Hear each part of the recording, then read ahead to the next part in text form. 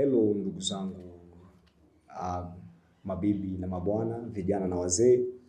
Niite Kefa OG, tuwaulize wazee kutoka EDY TV, Empower and Develop Young People which had talent. So leo tunafungua ukurasa wetu wa EDY TV na ushauri katika jamii. Unajua Waswahili wana methali moja, wanasema kuzaliwa maskini sio shida, shida ni kukufa ukiwa uko maskini. Ile ndio kitu ambacho kinakuwa ni kibaya katika maisha ya binadamu.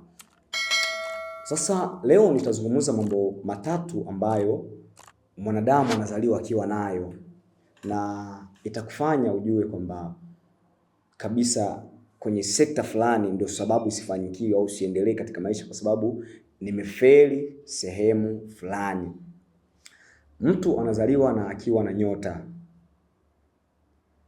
Mtu pia anazaliwa akiwa na bahati, na mtu anazaliwa akiwa na mvuto. Hebu twende pamoja, ambatana na mimi kutoka EDY TV, niite Kefa OG. Usisahau kusubscribe, kulike, kushare na kucomment.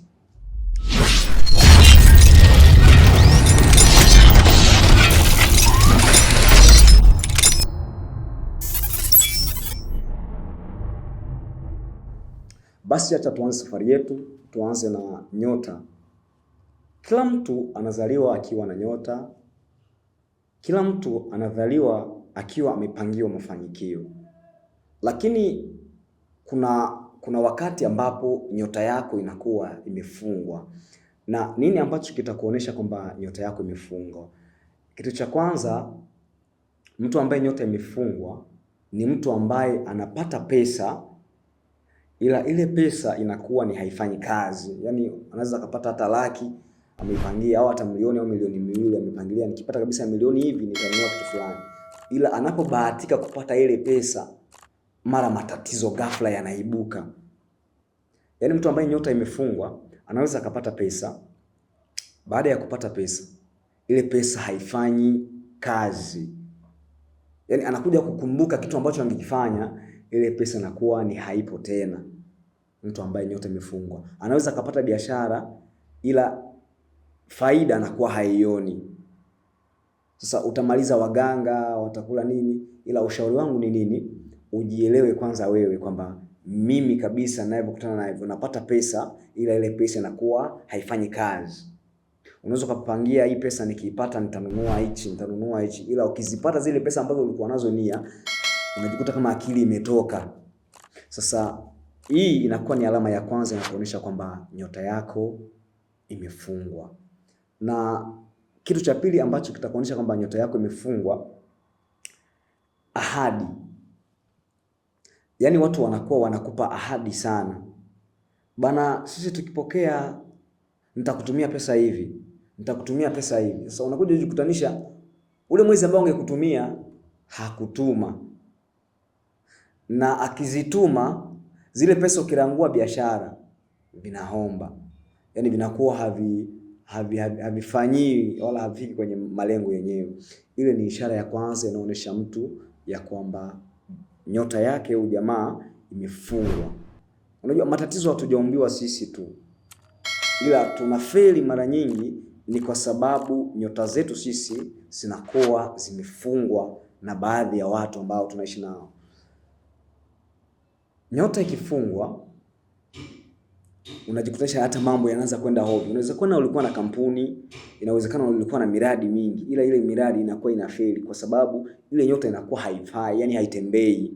Unajua hata watu ambao wanakwenda ulimwengu wa tatu kwenye jicho la pili, wale watu kule wanaenda kuwasafishia nyota tu, ndio ambacho wanaenda kuwasafishia. Sasa kama mtu naye pia amefungwa, atakuwa anakutana na changamoto nyingi za hususan kifedha. Anaweza kaanzisha biashara, anaweza kaanzisha duka kubwa, ila kama nyota imefungwa, ile biashara inakwenda inaporomoka. Huyu ni mtu ambaye nyota yake imefungwa.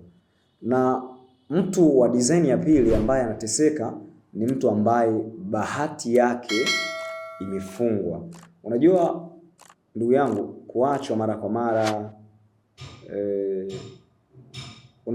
unachukua biashara unaingia nayo sokoni, vile biashara ili vitoke inachukua muda sana. Yani unajikutanisha mpaka biashara vingine vinafikia wakati vinahomba kabisa. Yani unajikuta kwenye maisha unafeli. Kwa sababu gani? Huna bahati. Ya ima bahati yako imeshafungwa. Niite Kefauji, tuwaulize wazee kutoka EDY TV. Leo tuko katika ushauri kwenye jamii.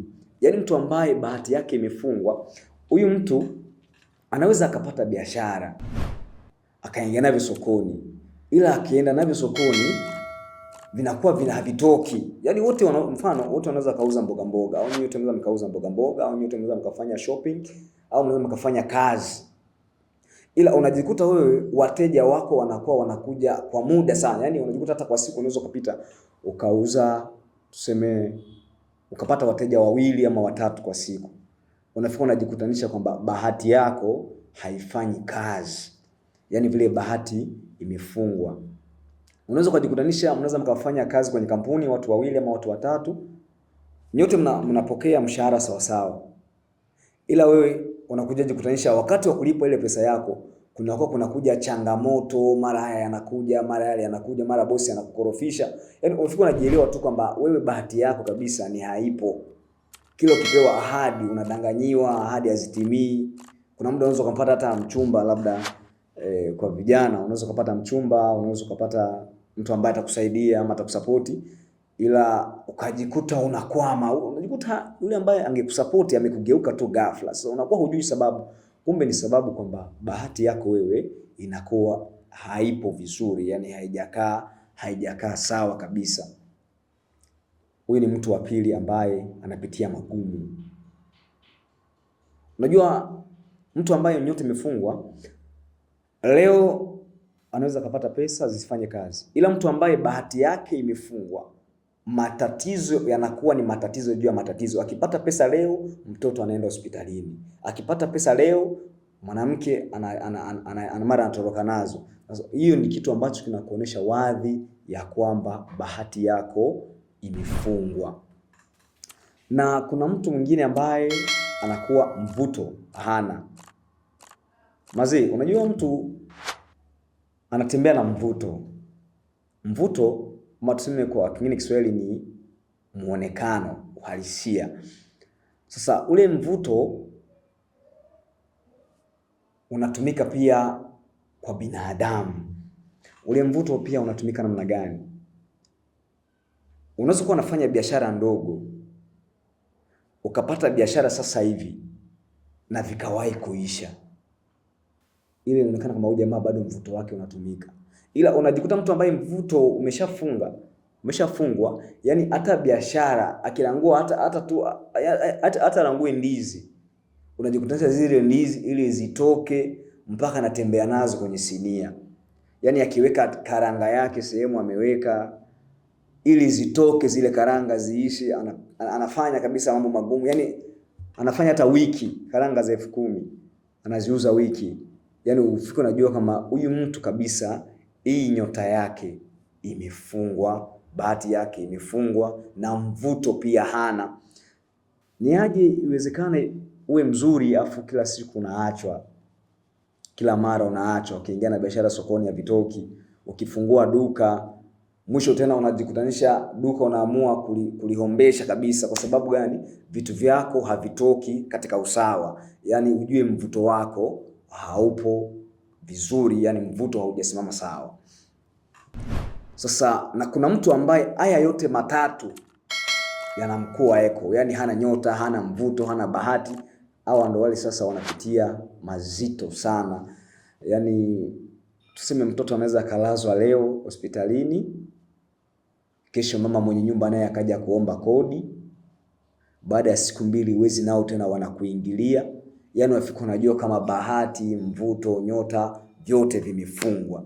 Sasa ili kwamba tuendelee na tukwambie jinsi gani unaweza ukaenda vizuri, sasa jinsi gani unaweza kutengeneza nyota ikawa vizuri, jinsi gani unaweza kutengeneza bahati ikawa fresh, jinsi gani pia unaweza kutengeneza mvuto wako, basi utatuambia kwenye comment hapo ili kwamba tukuandalie kitu kingine jinsi gani unaweza kuwa vizuri ili kwamba uweze kufanikiwa.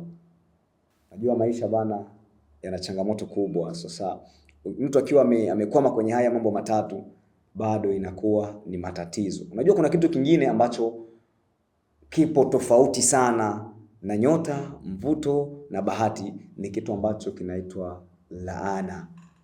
Laana ni matamshi mabaya ya wazee kwa vijana. Unajua laana mtu anaweza akaipitua kutoka kwa wazazi, kutoka kwa watu wengine, na pia hii laana inatumika nayo katika mambo yake tofauti na mvuto na nyota. Ila sasa kwa leo tuishie hapa. Kwa siku nyingine tutazungumzia habari ya laana, jinsi gani inavyowatesa watu, jinsi gani inawafungwa watu tofauti na ambao wamefungwa nyota. Basi tukutane kwa majaliwa, sina la ziada leo. Niite Kefa OG kutoka Empower and Develop Young People which Head Talent, EDY TV kutoka Rumonge. Tukutane majaliwa. Asante.